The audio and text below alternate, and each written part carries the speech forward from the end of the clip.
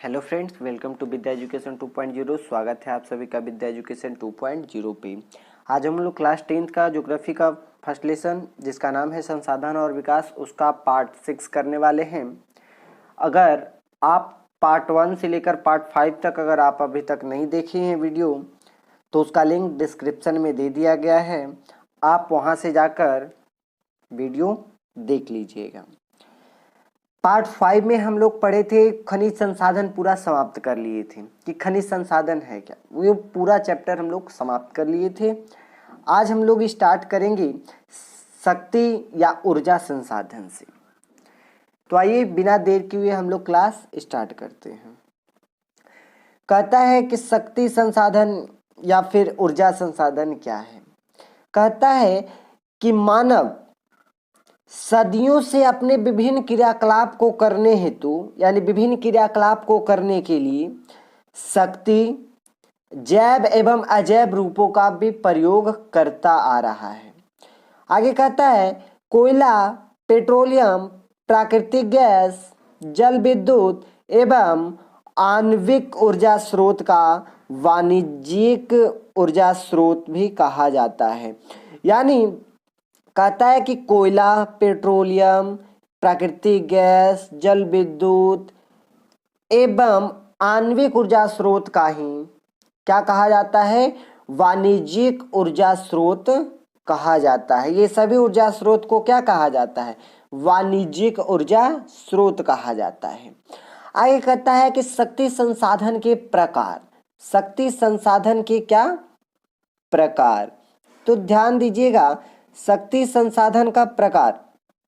कहता है कि शक्ति संसाधन का जो प्रकार है उपयोगिता के आधार पर, स्रोत की स्थिति के आधार पर, संरचनात्मक गुणों के आधार पर और समय के आधार पर इस संसाधन का प्रकार होता है। तो उपयोगिता के आधार पर जो है वह प्राथमिक ऊर्जा जैसे है कोयला, पेट्रोलियम, प्राकृतिक गैस, ये सब क्या है, उपयोगिता के आधार पर ये प्राथमिक ऊर्जा है। और गौण ऊर्जा जो है क्या है, विद्युत जो है वह गौण ऊर्जा है। ये सब किसके आधार पर है, तो उपयोगिता के आधार पर। अब हम लोग जानेंगे स्रोत की स्थिति के आधार पर। तो क्षयशील संसाधन जो है वह कोयला हो गया, पेट्रोलियम हो गया, प्राकृतिक गैस हो गया, ये सब कौन सा संसाधन है, स्रोत की स्थिति के आधार पर क्षयशील संसाधन है। और इसी में है अक्षयशील संसाधन। कहता है जैसे इसका कि प्रवाही जल, पवन, सौर ऊर्जा, ये सब अक्षयशील संसाधन है स्रोत की स्थिति के आधार पर। अब क्या है अगला कि संरचनात्मक गुणों के आधार पर, संरचनात्मक गुणों के आधार पर जैविक ऊर्जा है। जैविक ऊर्जा में मानव हो गए, प्राणी शक्ति हो गए, वन हो गए, ये सब क्या है, जैविक ऊर्जा है। और अजैविक ऊर्जा क्या क्या हो गया, तो जल हो गया, पवन हो गया, सौर हो गया, खनिज हो गया, ये सब क्या है, अजैविक ऊर्जा है। आगे है समय के आधार पर। तो ध्यान दीजिएगा समय के आधार पर कहता है कि पारंपरिक ऊर्जा है ना, पारंपरिक जो है जैसे कोयला हो गया, पेट्रोलियम, प्राकृतिक गैस, ये सब क्या है, पारंपरिक है। और गैर पारंपरिक हो गया सूर्य, पवन, ज्वार, परमाणु, भूताप, ये सब क्या है, गैर पारंपरिक ऊर्जा है। तो ये था आपका शक्ति या ऊर्जा के प्रकार था। आगे हम लोग जानेंगे कि जो आपका पारंपरिक ऊर्जा स्रोत जो है, तो ध्यान दीजिएगा वह कोयला हो गया पारंपरिक ऊर्जा स्रोत, पेट्रोलियम हो गया, प्राकृतिक गैस हो गया, विद्युत हो गया। अब कोयला का जो भंडारण है वह कितना है, तो 26,454 करोड़ टन है कोयला का भंडारण। और इसका उत्पादन कितना है, तो 400, इसका उत्पादन है 456.373 मिलियन टन है 2007-8 के अनुसार। आगे कोयला का वर्गीकरण पढ़ेंगे कि कोयला का वर्गीकरण, तो ध्यान दीजिएगा कोयला का वर्गीकरण कहता है कि एंथ्रोसाइट है, बिटुमिनस है, लिग्नाइट है, पीट है। यानी कोयला का वर्गीकरण एंथ्रासाइट, बिटुमिनस, लिग्नाइट, पीट। अब जो एंथ्रासाइट में 90% से अधिक कार्बन उपस्थित होता है एंथ्रासाइट में, बिटुमिनस में 70 से 90% कार्बन उपस्थित होता है और लिग्नाइट में 80 से 70%, लिग्नाइट में 30 से 70% तक कार्बन उपस्थित होता है और पीट मिनरल जो आपका पीट जो है कोयला है उसमें आपका 30% से कम कार्बन उपस्थित होता है।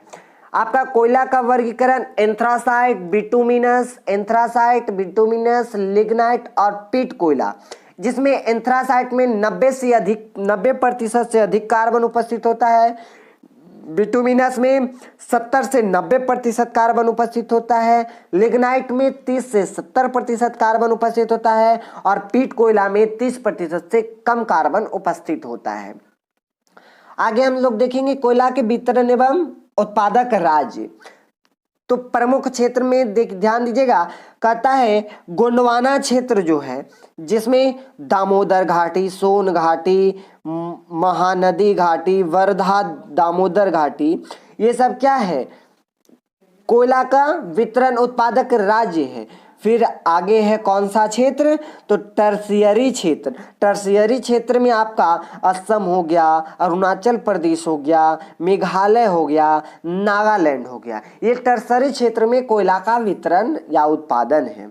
आगे है लिग्नाइट क्षेत्र। लिग्नाइट क्षेत्र के तमिलनाडु, राजस्थान, गुजरात और जम्मू कश्मीर, ये सभी जगहों पर कोयला का क्या है, वितरण है। ये सब कोयला का प्रमुख क्षेत्र है।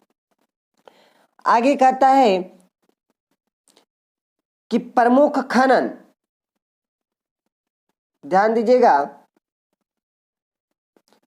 आगे कहता है कि प्रमुख खनन क्षेत्र, सबसे पहले झारखंड हो गया। तो झारखंड के किस किस जगह पे, तो राजमहल, झरिया, गिरिडीह, रामगढ़, ये क्या है, प्रमुख खनन केंद्र है कोयला का। फिर आगे है छत्तीसगढ़। छत्तीसगढ़ में कहाँ, तो चिरमिरी में है। आगे उड़ीसा, उड़ीसा के कहाँ, तो तालचर में और रामपुर में है। महाराष्ट्र में कहाँ, तो वर्धा, बामनपल्ली और कामपट्टी में। आगे है मध्य प्रदेश, मध्य प्रदेश के सिंगरौली में और उमरिया में। और आगे है पश्चिम बंगाल, तो पश्चिम बंगाल में कहाँ, तो रानीगंज में है। आगे आपका कहता है पेट्रोलियम जो है वो उसका भंडारण कितना है भारत में, तो 70 अरब टन जो है वह पेट्रोलियम का भंडारण है। और भारत विश्व का मात्र 1% पेट्रोलियम उत्पादन करता है। भारत जो है वह पूरे विश्व का कितने परसेंट पेट्रोलियम उत्पादन करता है, तो 1%। कितने परसेंट, 1% जो है वह पेट्रोलियम का उत्पादन पूरे विश्व का भारत करता है। आगे हम लोग देखेंगे पेट्रोलियम क्षेत्र का वितरण, यानी पेट्रोलियम क्षेत्र कहाँ कहाँ फैला हुआ है, उसका वितरण देखेंगे।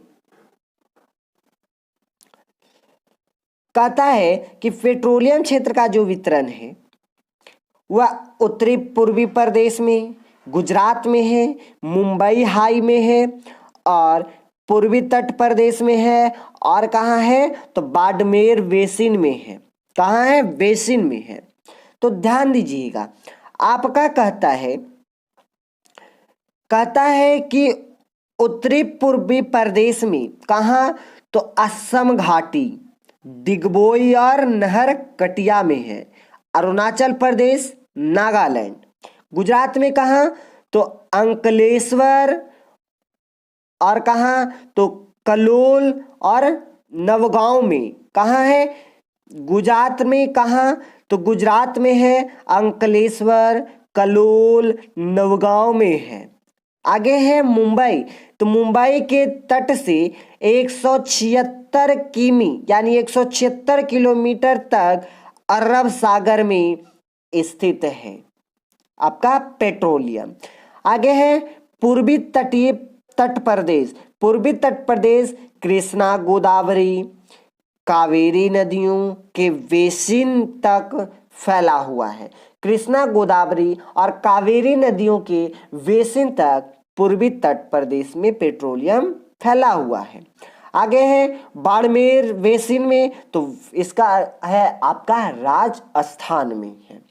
आगे कहता है प्राकृतिक गैस का जो भंडारण है वह 700 अरब घन मीटर है और इसका उत्पादन जो है वह कितना है, तो 3082 करोड़ घन मीटर 2004-05 के अनुसार इसका जो उत्पादन है वह कितना है, तो 3082 करोड़ घन मीटर में है। इसका उपयोग कहाँ कहाँ किया जाता है प्राकृतिक गैस का, तो ध्यान दीजिएगा प्राकृतिक गैस का उपयोग मशीन चलाने में, विद्युत उत्पादन करने में, खाना पकाने तथा मोटर गाड़ी चलाने में। क्या क्या में इसका उपयोग किया जाता है प्राकृतिक गैस का, मशीन चलाने में, विद्युत उत्पादन में, खाना पकाने में और मोटर गाड़ी चलाने में आपका प्राकृतिक गैस का प्रयोग किया जाता है। और इसका वितरण हम लोग देखेंगे। इसका वितरण कहता है कि प्रायः पेट्रोलियम उत्पादक क्षेत्र से ही प्राकृतिक गैस भी निकलता है। यानी कहता है कि प्रायः जहां पेट्रोलियम उत्पादक क्षेत्र है वहीं से प्राकृतिक गैस भी मिलता है। पूरे देश में कितना, तो पूरे देश में 5340 किलोमीटर गैस पाइपलाइन बिछाई गई है। यह कहता है कि जो 5340 किलोमीटर गैस पाइपलाइन जो बिछाया गया है वह कहाँ से, तो हाजीरा से बीजापुर जगदीशपुर गैस पाइपलाइन देश के पश्चिमी एवं उत्तरी भारत के औद्योगिक केंद्रों को यह क्या करती है, जोड़ती है। आगे कहता है कि विद्युत शक्ति जो है, विद्युत शक्ति प्रकार एवं प्रमुख केंद्र, यानी विद्युत शक्ति का प्रकार और प्रमुख केंद्र। तो विद्युत शक्ति 3 प्रकार की, जल विद्युत, ताप विद्युत और परमाणु शक्ति, है ना, परमाणु शक्ति। तो ध्यान दीजिएगा, एक एक करके हम लोग देखेंगे। कहता है जल विद्युत, पहले मुख्य जल विद्युत परियोजनाएं देख लेते हैं कौन कौन है। तो भाखड़ा नागल परियोजना जो सतलज नदी पर बनाया गया है, पंजाब, हरियाणा, दिल्ली, राजस्थान। आगे है आपका दूसरा दामोदर घाटी परियोजना, दामोदर नदी पर यह बनाया गया है, तो बिहार, झारखंड, पश्चिम बंगाल को। आगे है तीसरा कोसी परियोजना जो कोसी नदी पर बनाया गया है, जो बिहार और नेपाल के पास है। आगे है आपका रिहंद परियोजना सोन नदी पर बनाया गया है, उत्तर प्रदेश में। अब 5वां है हीराकुंड परियोजना जो महानदी पर बनाया गया है, उड़ीसा। और 6ठा है चंबल घाटी परियोजना जो चंबल नदी पर बनाया गया है, राजस्थान, मध्य प्रदेश। आगे है 7वां तुंगभद्र परियोजना जो है वह तुंगभद्र नदी पर बनाया गया है, कर्नाटक। ये आपका जल विद्युत का कुछ परियोजनाएं थी, मुख्य परियोजना। अब हम ताप विद्युत के बारे में देखेंगे। तो ताप जो शक्ति है वह कोयला एवं प्राकृतिक गैस से उत्पादन किया जाता है, ताप शक्ति। राष्ट्रीय ताप विद्युत निगम जो है वह एनटीपीसी द्वारा ताप विद्युत उत्पादन का कार्य होता है, जो देश का अधिकतर एनटीपीसी से ही ताप विद्युत का यानी ताप शक्ति का उत्पादन किया जाता है।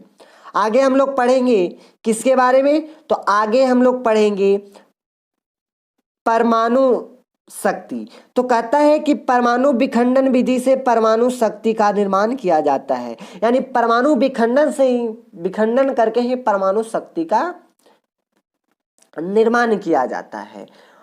आणविक खनिज कहता है कि यूरेनियम, इल्मेनाइट, ये सब क्या है, आणविक खनिज है। प्रमुख परमाणु ऊर्जा उत्पादक केंद्र भी देख लेते हैं कौन कौन है।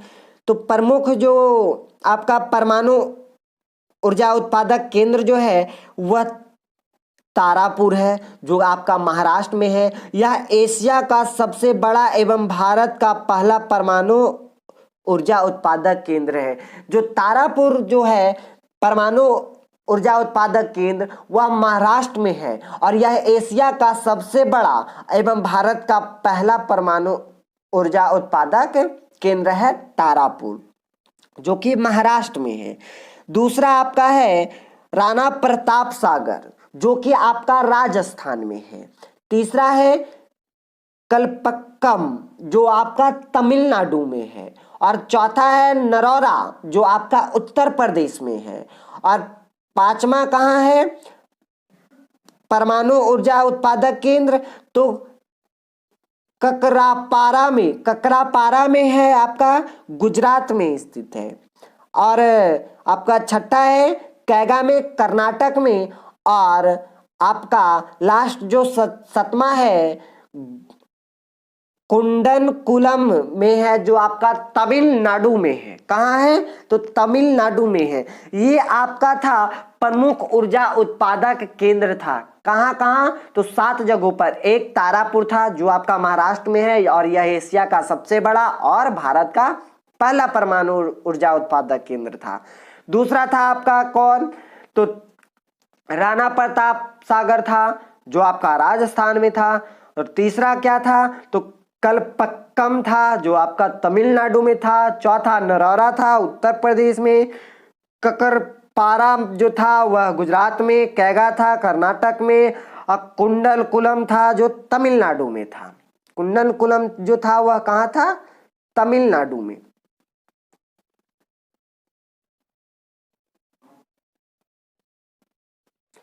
आगे हम लोग देखेंगे हर एक जो ऊर्जा शक्ति है उसके स्रोत एवं वितरण और इसका प्रमुख केंद्र कहाँ है, जो हम लोग देखेंगे। देखिएगा, सौर ऊर्जा, पवन ऊर्जा, ज्वारीय तथा तरंग ऊर्जा, भूतापीय ऊर्जा और बायोगैस एवं जैव ऊर्जा, ये क्या है? गैर पारंपरिक ऊर्जा स्रोत है। तो ध्यान दीजिएगा, जो सौर ऊर्जा है वह आपका गुजरात, राजस्थान में अधिक संभावनाएं हैं इसका। और कहता है कि फोटोवोल्टाइक सेलों की सहायता से सूर्य किरणों को ऊर्जा में परिवर्तित किया जाता है। सौर ऊर्जा इस तरीके से प्राप्त होता है। आगे है आपका पवन ऊर्जा, जो तमिलनाडु, राजस्थान, गुजरात, महाराष्ट्र, कर्नाटक ये स्थानों पर से उत्पादन किया जाता है। और इसका जो है भारत विश्व का सबसे बड़ा पवन ऊर्जा उत्पादक देश है। यानी कहे कि भारत जो है वह विश्व का सबसे बड़ा पवन ऊर्जा उत्पादक देश है। आगे आपका ज्वारीय तथा तरंग ऊर्जा, ये खंभात की खाड़ी, कच्छ और सुंदरबन से यह ऊर्जा उत्पादन वहां से इसका विस्तार है वहां पे।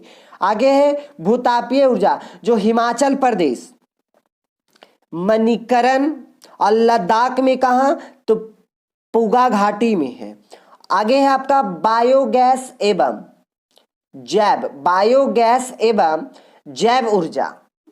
तो ध्यान दीजिएगा, कहता है कचरे की ऊर्जा में बदलने की एक परियोजना दिल्ली के ओखला में शुरू की गई थी। वहीं से बायोगैस एवं जैव ऊर्जा का जो विस्तार है वह दिल्ली के गोखला जगह से है। कहां से? दिल्ली के ओखला में शुरू किया गया था। आगे कहता है आपका कि शक्ति संसाधनों का संरक्षण। तो ध्यान दीजिएगा, शक्ति संसाधनों का जो संरक्षण हम 5 तरीके से कर सकते हैं। पहला क्या कहता है कि ऊर्जा की बचत, ऊर्जा की बढ़त का प्रचार करना। इस तरीके से हम शक्ति संसाधन का संरक्षण कर सकते हैं। दूसरा कहता है ऊर्जा के प्रयोग में मितव्ययिता लाना। तीसरा कहता है ऊर्जा के नवीन क्षेत्रों की खोज करना, यानी ऊर्जा के नए नए क्षेत्रों का क्या करना, खोज करना, उसको ढूंढना, पता लगाना। और चौथा कहता है वैकल्पिक संसाधनों के उपयोग पर बल देना। और पांचवा है अंतर्राष्ट्रीय सहयोग लेकर, यूएनओ और ओपीईसी और डब्ल्यूटीओ आदि ये सभी से अंतर्राष्ट्रीय सहयोग लेकर हम लोग शक्ति संसाधनों का संरक्षण कर सकते हैं। तो आपका यहीं पे आपका फर्स्ट लेसन समाप्त होता है। आई होप आपको यह वीडियो अच्छा लगा होगा, तो प्लीज लाइक करें, शेयर करें और ऐसे अन्य वीडियो के लिए हमारे चैनल को सब्सक्राइब करें। साथ ही नोटिफिकेशन बेल दबा लें ताकि मैं जब भी वीडियो अपलोड करूं तो नोटिफिकेशन सबसे पहले आप तक पहुंचे।